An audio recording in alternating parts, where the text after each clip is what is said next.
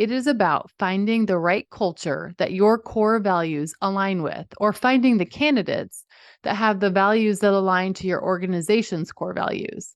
That way, no one is changing or shifting themselves to fit into a culture. They can be who they already are.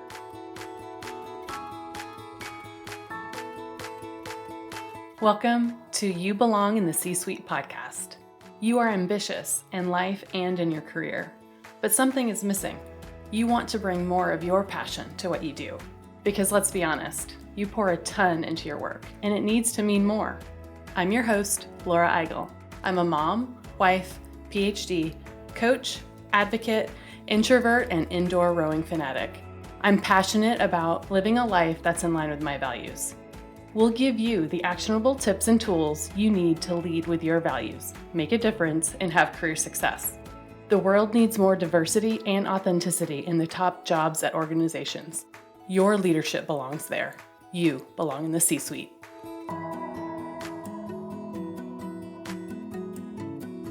What gets you up in the morning? What drives your decisions? What do you stand for? No idea, not even sure where to start? I use my values to guide my life and career. It's the basis of how I've built boundaries for myself and stuck to them.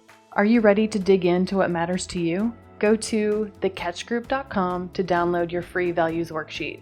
That's thecatchgroup.com to download your free values worksheet to get to your core values and take action on what matters most.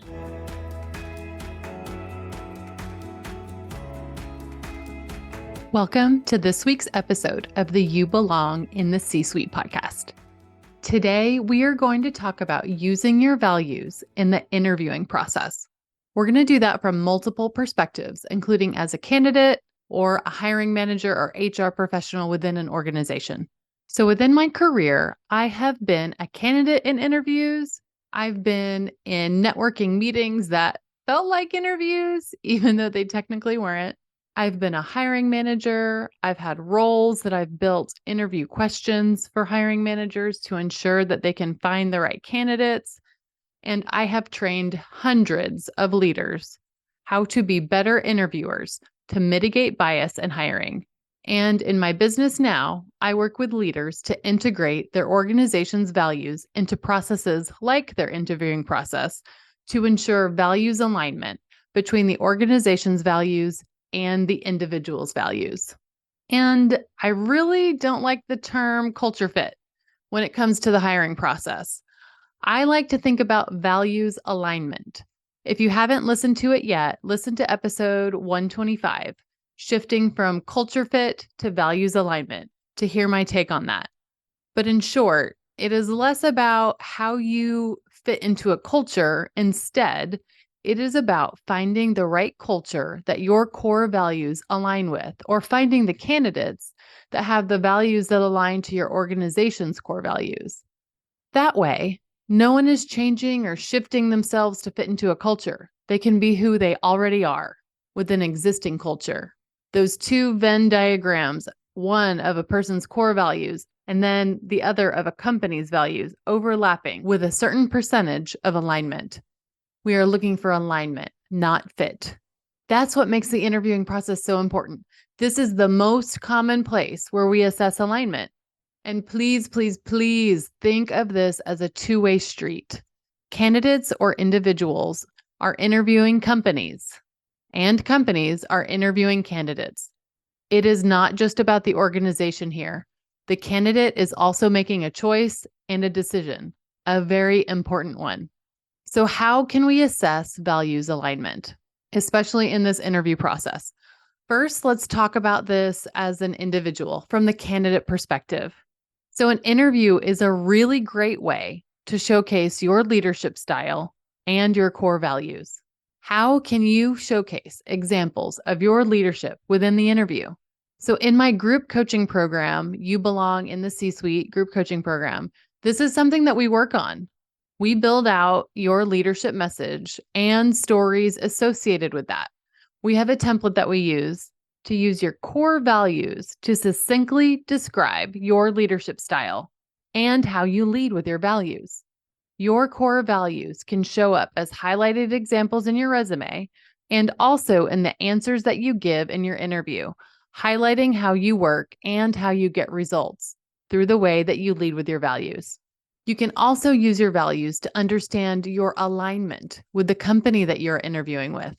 Here's a clip from episode 97, Evaluating Career Opportunities with Your Values First. I talk about 3 different parts of the process to evaluate career opportunities. 1, grounding yourself in your values. 2, identifying the opportunity. And 3, evaluating the opportunity centered in your values. This clip is talking about what to do as a candidate in the interview process to further understand the culture of your prospective employer to evaluate values alignment.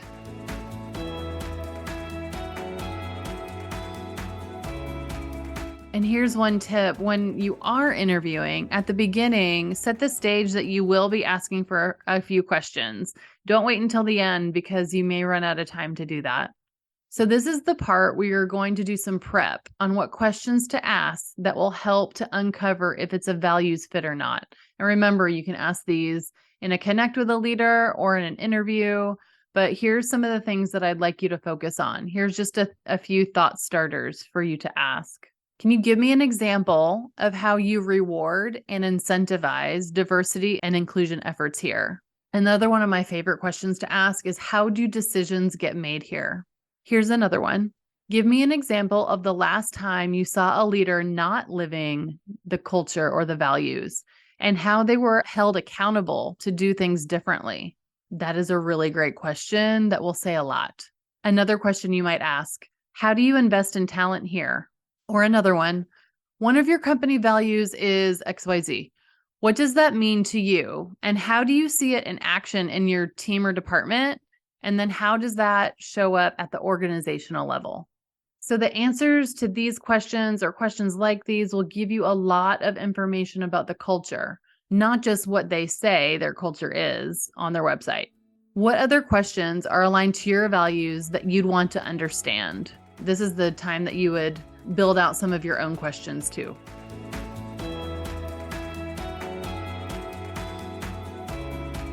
So those are ways as an individual you can showcase your own values and then also assess values alignment with the company. Next, I want to talk about what hiring managers, HR, and companies can do to assess values alignment for candidates within the interview process. First things first, what does your company value? What do you value as a hiring manager? What are the company values and behaviors? We first have to have this work done before we can integrate anything into the interview process. The key to this is to integrate those core values into the questions that you ask in the interview. These questions are signals to the candidate of what's most important in your organization, how you collaborate, how you make the decisions that you make, how your organization works. I'm a huge proponent of using standardized, behaviorally based interview guides. I will say that again. I know it's a mouthful. I love using standardized, behaviorally based interview guides. So what do I mean by that? Any way that you can standardize the interviewing process, the better the outcomes will be. It helps you get prepared and you give candidates a similar interviewing experience and chance to show their capabilities. Structured interviews are known to reduce bias in interviewing. It gives us a template to use as interviewers, so we are prepared. Here's what usually happens in interviews. You may have some of your own favorite questions or a job description or something that you may use. And then maybe in your second interview, you're using different questions. And at the end of it, you've interviewed a couple of candidates, used different questions, heard different things. And it's really hard to make a decision because the interviews were so different and there's not a lot of consistency in the process. So instead, I want you to use a structured interview, basically a template and a guide that shows you which interview questions to ask. This is intentional. You're building the same process for each candidate. That way, there's a template that's ready for you. You get to highlight what's important to you and the company through the process. So if you aren't doing something like this, it is a missed opportunity. As an HR professional, I have seen some really bad interviews and really bad interview templates. Even standard interviews can be not great ones. The ones that aren't so good are more situational. They might use questions like, what if you had to deal with a conflict with a stakeholder? How would you do it? So the candidate is responding and answers a hypothetical question, a hypothetical situation in which they think they would respond. What I will tell you is generally, we all want to think that we will respond pretty positively. So as an interviewer, that's what you're going to get. You're going to get the best version of the person. Here's an alternate way to do it. You could ask a behaviorally based question, which is something like, tell me about a time that you had a conflict with a stakeholder. What was the situation and what did you do? What was the result? So instead here, you're asking for something that they actually did. Often, our past behavior predicts what we would do in the future. Not always, but it's a better indicator than that hypothetical situation. So as a hiring manager or HR professional, how can you utilize your company's values within standard behaviorally based interview questions? Here's an example of a question that I helped my client with. She came to me asking for advice on tips for the interviewing process. We ended up working together to build out a standard interview guide that integrated her company's values in it so that she could assess not only for competencies within the job description, but also values alignment. One of their company core values is working through ambiguity. We incorporated the following interview question for her to assess candidates for a new marketing position. Describe a time when you had to take on a project that was new to you and get a specific outcome. What steps did you take? What ways did you expand your skill set? So let's talk about the benefits of this, asking a question like this. This is a behaviorally based question because it's asking a person to tell about a time when they did something. So the benefit for the hiring manager in the company, they get an insight into how candidates did this specific thing. They can then ask probing questions about it and dig deeper into the candidate's experience. The hiring manager in this instance was able to ask this question for multiple candidates and understand the capabilities of each candidate on this value. In addition, the interview guide included a few other values from the company, in addition to some more functional skills that were asked about, all using behaviorally based questions. So then there's definitely a benefit for the hiring manager. What's the benefit to the candidate? There's a mutual benefit here. It's a signal that this is something that will happen in this growing company, working through ambiguity.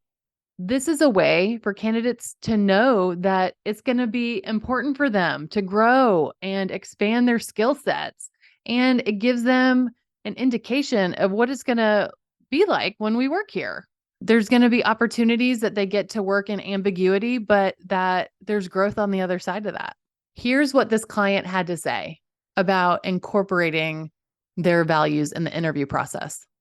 Incorporating values was a game changer in finding the best person for the role. I can't imagine doing it any other way.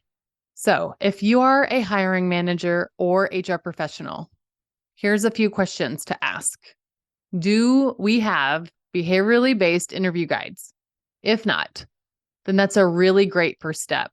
Integrate your values with the questions that you ask in your interview guides and use them in a standardized way to have consistent candidate experience. Then a second great step is to have some interviewing training that is mandatory for anyone who is conducting an interview. There's some really great stuff out there. You do not have to recreate it. So if you have neither of these things, give me a shout and I can recommend some trainings, or we can partner together to build an interview guide for your company or role based on your company's values. The interviewing process is an important one to ensure values alignment. It is a two-way street. So whether you are a candidate, a hiring manager, or an HR leader, incorporate values into the interviewing process. Remember, your leadership belongs here.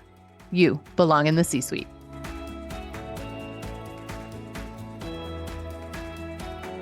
I want to thank you so much for listening to the You Belong in the C-Suite podcast. If you are enjoying this content, please remember to rate and review on Apple Podcasts. By leaving a review, you are helping others find this content. We will be featuring 5-star reviews on air in upcoming episodes. Editing and support for the podcast is done by S&E Podcast Management. To get more tips and tools to help you live a life guided by your values, go to thecatchgroup.com. Keep your boundaries and take care.